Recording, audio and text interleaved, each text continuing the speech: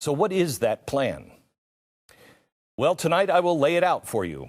A Joe Biden administration will pursue a radical restructuring of the entire world, the way you live your life. It's called the Great Reset.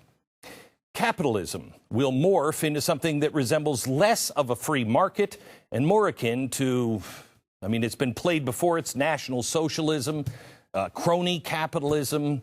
It's best being demonstrated today in China. It's Chinese capitalism. There's no real freedom there. It's all under the control of the Communist Party. They're calling it shareholder capitalism, but it has nothing to do with the market. I'll explain on tonight's program. This plan involves using the coronavirus and climate change as the disasters that force us into a great global reset. Biden's cabinet picks are already signaling that they are fully on board, and I will prove that to you tonight with their words and them on videotape talking about it. I warned you a few months ago about the Great Reset, and the mainstream media, you'll never guess what they did. They called me a conspiracy theorist to isolate me even more. I don't think it's working. I should be used to it by now. Remember all my wild conspiracies, like 9/11 that I said would happen in New York City? That was in 1999. The 2008 financial crisis, conspiracy theory. I was talking about that in 2006. Or how about the caliphate that will never happen? Oh, wait, it did. As a conspiracy theorist, I really suck because they seem to happen. This write-up from the New York Times was one of my favorites. Quote, "A baseless conspiracy theory about the coronavirus has found new life as cases surge once again."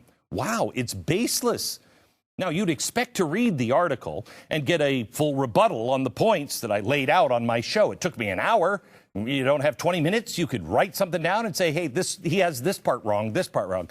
No, in that article, not one time did the New York Times address any of our concerns. Not once.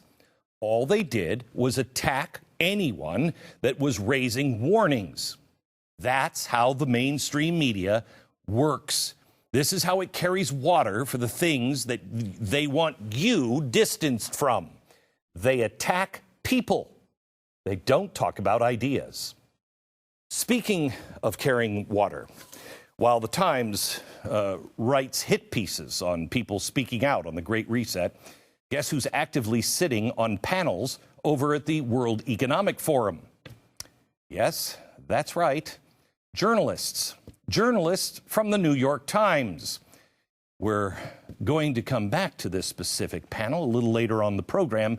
You don't want to miss it. How could they call it a conspiracy theory if he's on the panel? I want to show you now how the left and the media plan to pull wool over your eyes in the coming weeks and months.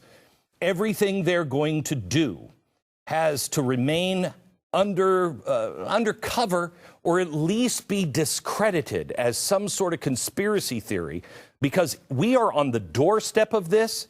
But if America wakes up and they stand up against this, there is still time to stop it.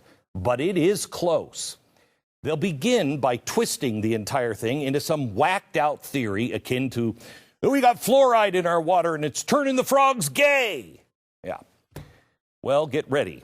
You're going to see this spooky word cabal a few million times.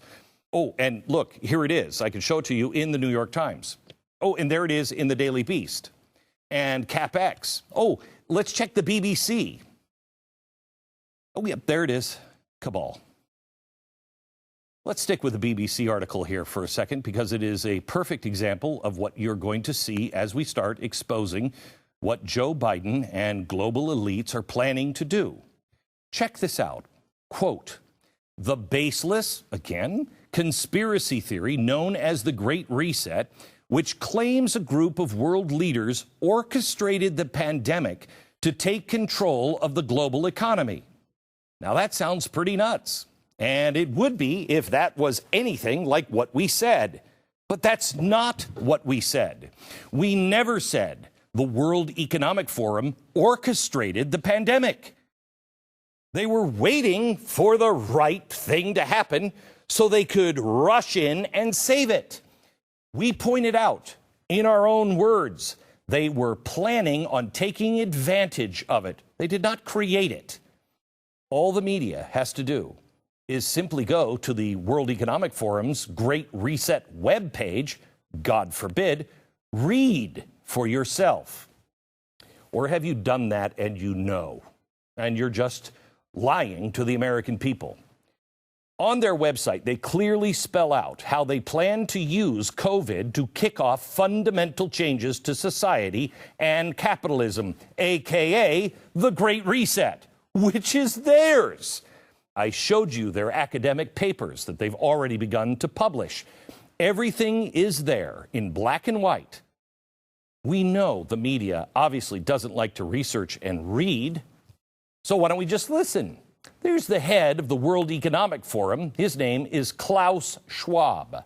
Now is the historical moment, the time, not only to fight severe virus, but to shape the system for the need for the post-corona era. But we have another choice. We can build a new social contract. In short, we need a great reset.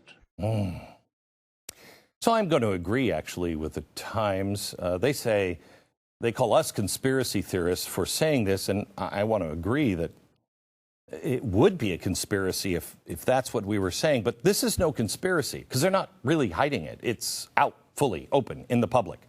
Those aren't my words. Those are his words. He's saying those things at the World Economic Forum. They're not trying to hide it. Just politicians and the media. Now, isn't that odd? The ideologues are shouting it from the mountaintops, while the ones who want to profit off of the advantages are keeping it quiet. It's no wonder why you read through their documents that you see something entirely different than what the New York Times is telling you. It's insane. If you didn't see my last show on the Great Reset, I urge you to watch. This is happening. Shareholder capitalism, National Socialism, Chinese capitalism, whatever you want to call it. It's on a global scale, and it's what they're after. This entire article, written by the World Economic Forum back in 2016, quote, "Welcome to the year 2030. Welcome to my city," or should I say, our city. Remember, individuals will not exist. It's only the collective. It goes on. I don't own anything. I don't own a car. I don't own a house. I don't own any appliances or any clothes. Yeah, there will be no private property, they hope, they say, by 2030. Is that you, Karl Marx? The media is calling us crazy for being concerned about this. Now, this might work in some countries where you've never had private property, but we are a country that is based on individuals, individual freedom, and the entrepreneurial spirit of, I want to build something myself. Now, surely that article was from 4 years ago, so they don't still believe that communist bullcrap, do they? Well, let's look at something more current. Here's a video from a couple of months ago. Have you heard of the 1619 Project? It was published by the New... Watch.